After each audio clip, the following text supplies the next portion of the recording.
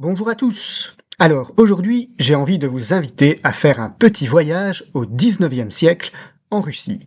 Un pays à l'histoire complexe et fascinante, avec ses ombres et ses lumières. Et pour ce voyage, je vais faire appel à deux immenses artistes, Dostoïevski et André Vaïda.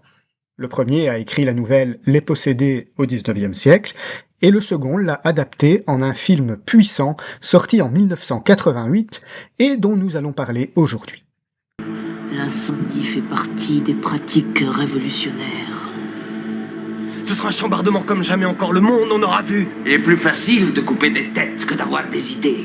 Alors ce film nous plonge donc dans une société russe au bord de la révolution, une Russie agitée par des tensions politiques, sociales et surtout idéologiques. On voit que des jeunes révolutionnaires commencent à défier l'ordre ancien, à fomenter des actes terroristes et qu'ils préparent ainsi le terrain pour des bouleversements profonds et radicaux sous prétexte de lutte contre la pauvreté.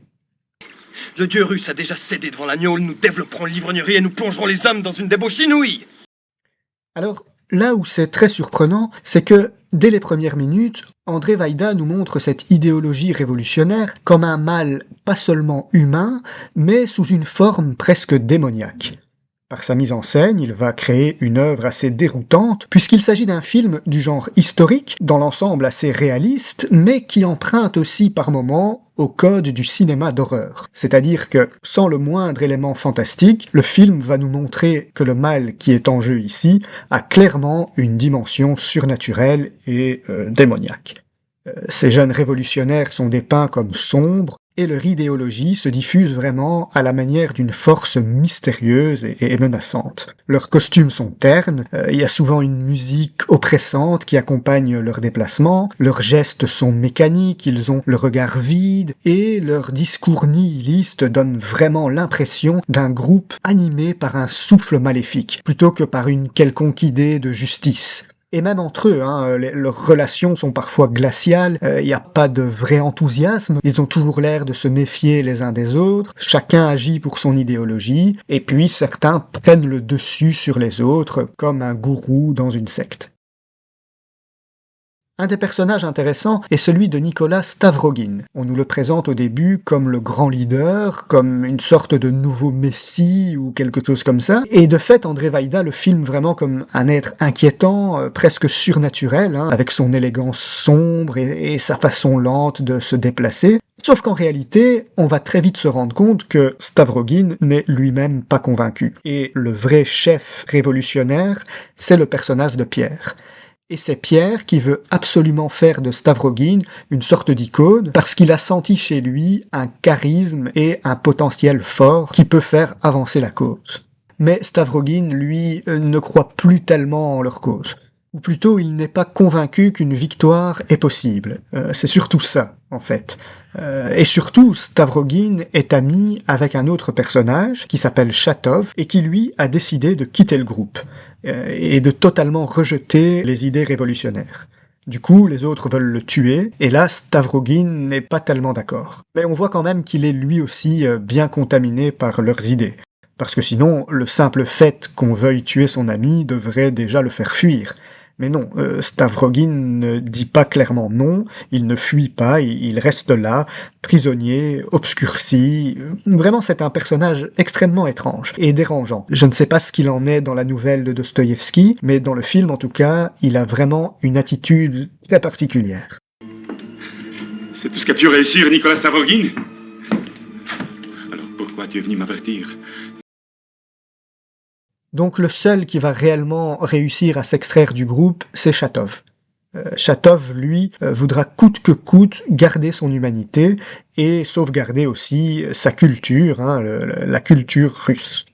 Et à l'inverse, Pierre, c'est celui qui est le plus radicalisé. Et là où ça devient le plus dramatique, c'est que son propre père est dans l'autre camp. Le père de Pierre fait partie des élites, et donc il devient l'ennemi de son propre fils. Et en plus, c'est lui qui lui a transmis toutes ces valeurs de justice sociale que Pierre a totalement dévoyées.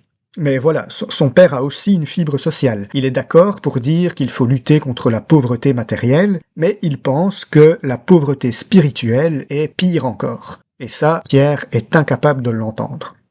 Toute la question est de savoir si Shakespeare est plus important qu'un bidon de pétrole. Alors, nous, les spectateurs, eh bien, on sait déjà d'avance que tout ça va finir par engendrer le bolchevisme. Et donc, il y a aussi ce régime politique qui plane en arrière-plan. Il n'est pas encore vraiment là, mais on le pressent, qui attend son heure. Et face à cette noirceur, eh bien, Vaida nous présente l'ordre ancien. Seulement, il le fait avec beaucoup de subtilité.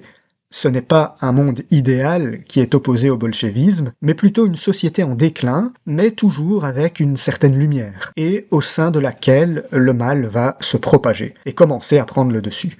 On le voit par exemple avec le personnage incarné par Bernard Blier. Bernard Blier, c'est le gouverneur. Donc, il doit combattre les révolutionnaires. Mais, en fait, il a de la sympathie pour ces jeunes, et il ne cherche pas à les arrêter, mais juste à calmer gentiment leurs ardeurs. Du coup, il est complètement dépassé et il se laisse totalement manipuler par Pierre, qu'on voit toujours rôder autour de lui et qui lui souffle ses idées à l'oreille, un peu comme un diable qui insinuerait ses tentations à sa victime.